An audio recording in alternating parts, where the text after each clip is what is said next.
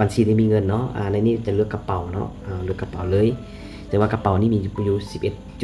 $11.40เนาะแล้วไป5บัญชีตัวได้เนาะเอากดเข้าไปแล้วเราจะเลือกบัญชีตัวนี้เนาะจากนั้นก็ปอนจำนวนเหรียญเนาะ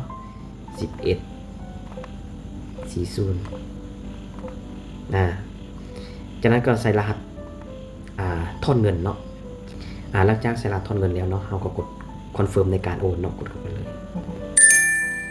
ที่ว่าสำเร็จเนาะซึ่งว่ามันใช้เวลาบ่ฮอดนาทีเนาะเพื่อนๆสบายดีเพื่อนๆมาพบกับ2 BC แซงดาราเช่นเคยเนาะคลิปนี้ก็จะมารีวิว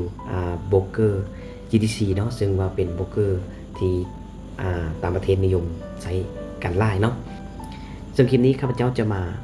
รีวิวขั้นตอนในการโอนเหรียญจากค่าเทรดของตัวเองเนาะเข้ามารวมกันอยู่บัญชีเทรดเนาะแล้วก็เพื่อจะไปถอนเงินเนาะ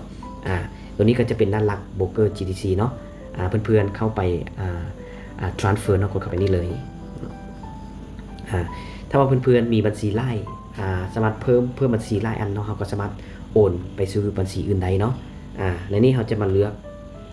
บัญชีที่มีเงินเนาะในนี้จะเลือกกระเป๋าเนาะเลือกกระเป๋าเลยแต่ว่ากระเป๋านี่มีอยู่$11.40เนาะแล้วไป5บัญชีตัวได้เนาะเอากดเข้าไปแล้วเราจะเลือกบัญชีตัวนี้เนาะจากนั้นก็ปอนจำนวนเหรียญเนาะ11.40จากนั้นก็ใส่รหัสทอนเงินเนาะหลังจากใส่รหัสทอนเงินแล้วเนาะเราก็กดคอนเฟิร์มในการโอนเนาะกดเข้าไปเลยที่ว่าสำเร็จเนาะเงินรวมนี่เนาะมีอยู่$18.43เนาะทีนี้เราจะไปทอนเลยเนาะกดเข้าไปบนทอนนี่เลยในนี้เราก็มาเลือกบัญชีที่มีเงินเนาะแล้วก็มาเลือก USDT แล้วก็ใส่รหัสทอนเงินคือเก่าเนาะจากนั้นก็กดขั้นตอนต่อไปเนาะจากนั้นเราก็ปอนจำนวนเหรียญที่ต้องการจะทอนเนาะแสดงว่าข้าพเจ้าจะทอนอยู่$18เนาะจากนั้นก็กด submit ได้เลย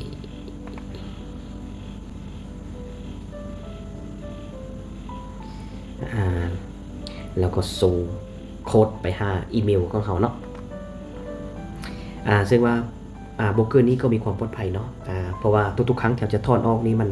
จะส่งรหัสไปทางอีเมลของเราก็ถือว่ามีความปลอดภัยสูงเนาะสำหรับโบรกเกอร์นี้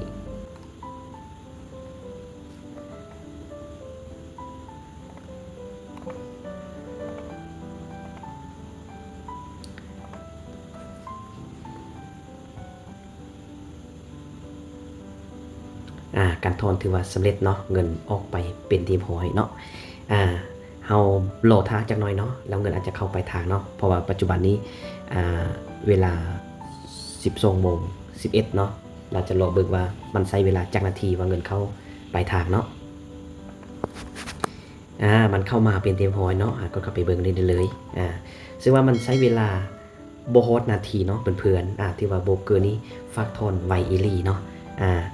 ปัจจุบันนี้เวลา12:12เนาะแสดงว่าเขาถอนมานี่ก็12:11แสดงว่ามันยังบ่เต็มนาทีเถื่อเนาะแสดงว่าโบรกเกอร์นี้ก็เป็นโบรกเกอร์นึงที่ว่าถอนไวอีหลีเนาะคลิปนี้ขอจบเพียงเท่านี้ล่ะจะพบกันในคลิปต่อไปสบายดี